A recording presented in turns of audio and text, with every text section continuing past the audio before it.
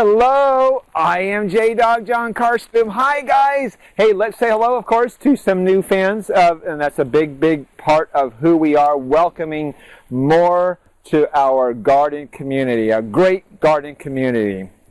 Julie Siebenthaler, hi Julie, and to Shelly Williamson and Brittany Hill. So hi guys, hopefully the show brings something useful to you. That's what our mission is. Hey, now I left you off with putting some plants together and some tips, but I want to go a little step further, actually planting the container. Because you know, there's a couple of finessing details I want to share with you on how we create this magic. So I think it's important. So anyway, now when we left off, we had our hanging basket. This is a 12-inch hanging basket. I've got this specially in a 12-inch, in a what we call a Dylan, and we shot it in a black Dylan. So I like that black with the black wrought iron hanger. Gives it a little special touch. Okay, so we put some good potting soil in. We put some Garden in Bloom, some all-purpose fertilizer, making sure we get all 15 essential nutrients. And then we've gone out and picked the plants that we wanted. Now let's actually move the plants into our container. So I'm going to create some holes here, right? And we'll start here with this guy. I'm always going to start with our centerpiece. I'm going to pop this guy out, which is a little bit smaller than we thought, which is okay. And we're going to pop this right in. And so now I'm very careful that we leave just about an inch off the top, so that when we pour the water in, it's not mounted up on top and the water won't flow out, but flow in and stay in the container. So we want to keep it a little bit low beneath the lip of the pot.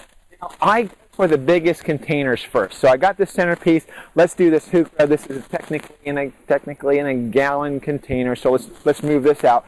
Now here is the question that I often get is, when we have a big container, do we slice this down slice it down to make a smaller, compact root ball? And so I oftentimes will squish it in rather than slice it in. I like to leave as many roots as possible.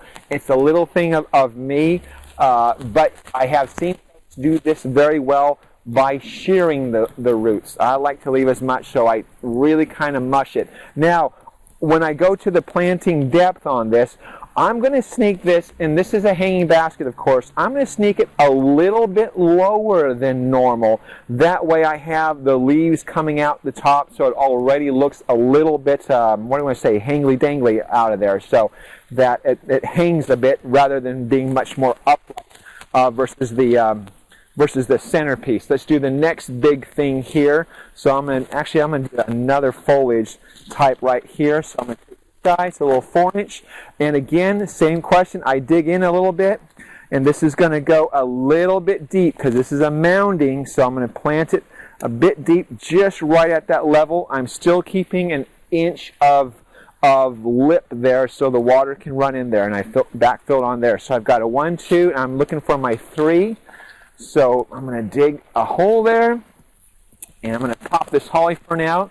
Again, I can mush that root ball. I can slice it. I like to mush it a little bit better.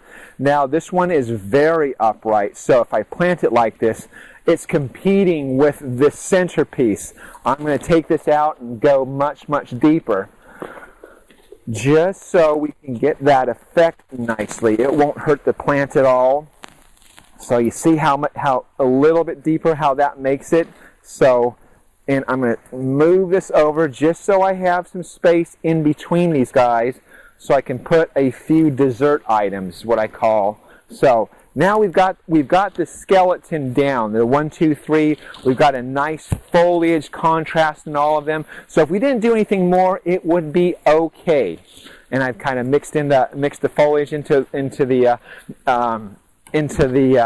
each other. So now I'm going to try a few hangly-danglies. This is a really small young plant. We're going to have to allow it to grow a bit. So the world, I guess, just isn't perfect. So what we're going to do is I'm going to take this in, and I'm going to stuff that right in. I'm going to take a few small handfuls of soil and backfill in between, because I really want soil around that root ball. So now we've got some good contrast. And I'm going to do this again.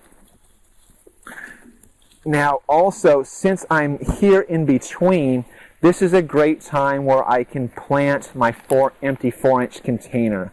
So let's do that, shall we? And now, the neat thing about planting is I think it's a lot funner than, say, cleaning the house. There's something therapeutic about planting. I'm not sure what it is. I'm not sure why, how it works, but something makes you feel better. Especially if that finishing product is something you're really, really proud of.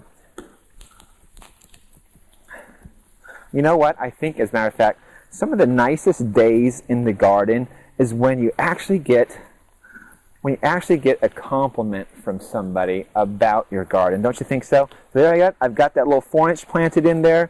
I've got a hangly dangly. Let's do it again over here. Actually, this one I'm just going to put in another hangly dangly. Of course, I'm using the Lismachia, the creeping Jenny. This is a great one for the winter time. So I'm going to pop that right in there. Sorry, this is a young plant. Make sure I backfill it.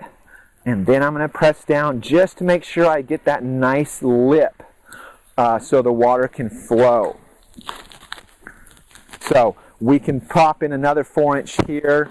We can probably pop in another 4-inch there. I'm going to leave this be here just for shortness of video, just to kind of show you how you pop in a space saver. Now, I've got this also in our wrought iron ring, so I'm going to take this guy. Let me clean up my mess. Take my little wrought iron ring. I'm going to pop that right over the top. Pull that in just like that. Just like that. Pop in your ring, and there you have it. So you have a nice, fresh look just for the winter time. So at least for the fall. There are some other fun.